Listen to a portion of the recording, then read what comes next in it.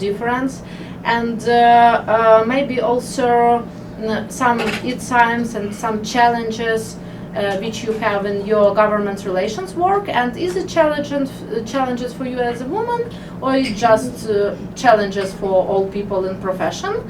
And maybe you also can share some interesting case to us and how you're moving forward with this case. Sure.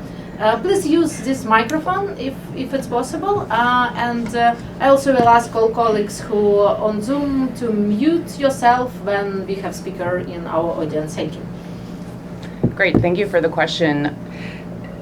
You know, the thought comes to mind, miles to go before we sleep, and certainly, I was trying to do math in my head, but I am a lobbyist because I can't do math, but 23, 24, 25 years that I've been here in Washington, D.C., and to see the tide shift from the opportunity that as women wasn't necessarily available in 1998 to the opportunity that I have now to lead government relations for a $5 billion company, 16,000 employees, 750,000 clients across this country. And it's an incredible honor, but it's been an incredible journey and a hard-fought journey. And what's very important is to demonstrate your capability, to demonstrate your leadership qualities, to always have done your research, to always have your facts straight, to always have a compelling story to tell, to be able to really bring in your audience, and whether your audience is members of Congress on Capitol Hill, their staff, whether it's a coalition that you're building of other trade associations and other companies who have similar interests, that you have everything lined up, and so you're able to build a reputation of honesty, integrity, and the ability to be a very transparent dealer, and then you build that reputation up over time. But certainly it's not easy being female in Washington, D.C. and working in politics, and there's a very unsavory side of it, and I'll save those stories for a different time. But to know and see just within the last 5 years an incredible amount of new opportunity being presented for women leaders in Washington, D.C. Now we're seeing, heads of major trade associations, the C-suite being filled with women. We're seeing many heads of government relations for major companies on the NASDAQ, Fortune 500 companies. And so women are starting to take the lead and really stepping into these inner circles and really demonstrating the capability to advance public policy here in Washington. And so, it's certainly a bright day, but it's taken 25 years to get there. And where you see a male counterpart, their trajectory takes much less time, 10 years, 15 years perhaps. And so there's a lot of work to continue to do as I started out, miles to go. But I think we have a good story to tell, and just to recognize the value that we can bring, and just continue to demonstrate it. And just a couple of vignettes that I was thinking through about how to make sure that as a female leader, when you're in different circles, and particularly when you're in coalitions, because a lot of people say this is still a male-dominated town, and I would agree with that. And when you're contributing as you're developing strategy or having in-depth policy conversations, I've found quite frequently when I interject with an idea about a strategic move or just make a contribution to the conversation, and sometimes it just falls silent and there's no response. A few minutes later, a man will say exactly the same thing that I had just said, and everybody will go wild for it. And it used to be such a source of frustration for me, and finally I decided to speak up.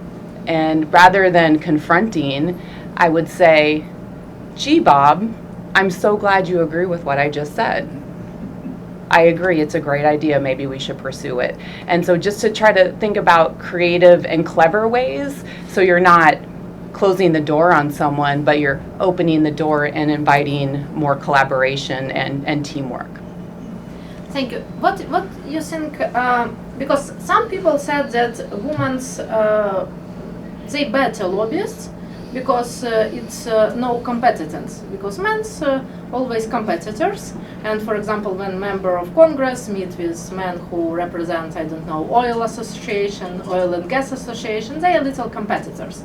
So do you think that in some way women can do better advocacy and lobbying work because no, they have more soft skills, you know, or it just doesn't matter?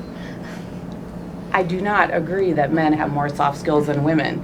I No, no, like the opposite. Oh, I'm sorry, I misunderstood you. We have to be versatile.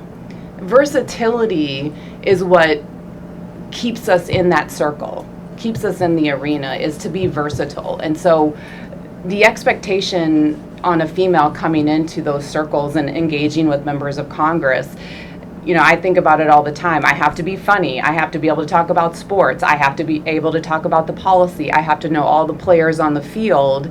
And I have to have all of that down better than the man, because they come into that situation and they're just kind of, you know, rubbing elbows and they're, you know, joking and jawing around about whatever it is among the guys. And so to me, I've always, you know, tried to come into that circle and not necessarily become one of the guys, but be able to hang with the guys.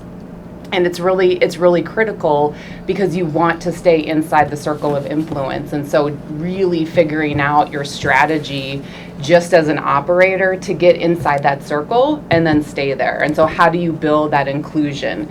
You know, how do you quick study about sports? You know, we're closing out on the hockey season, you know, baseball season's getting underway. Like, what are the quick headlines that you can just kind of interject, and then suddenly they want to keep you in that circle? And it might sound a little trite, but it will really help you down the road, as she just talked about, you know, building those relationships and then being an extension of the office or being the extension of the staff or the member of Congress is how you win.